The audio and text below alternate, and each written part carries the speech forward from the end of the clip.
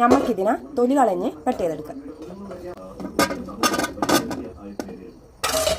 ഇതിലേക്ക് വെള്ളം ഒഴിച്ചിട്ട് 10 മിനിറ്റ് ഒന്ന് വേവിച്ചെടുക്കാം.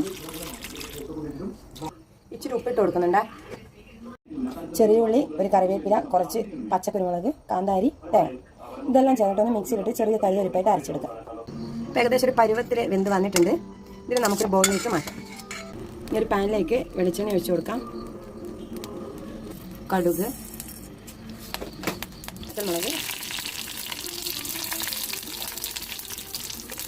കടുക് പൊട്ടിക്കഴിഞ്ഞതിന് ശേഷം നമുക്ക് ഈ അരച്ച് വെച്ച അരപ്പ് അതിലേക്ക് ഇട്ട് കൊടുക്കാം.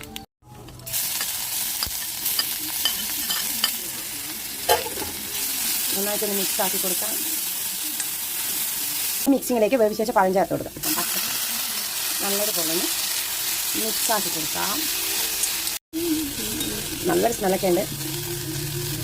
നമ്മളെ പച്ചക്കായ് ഉലർത്തിയത് റെഡി ആയിട്ടുണ്ട്.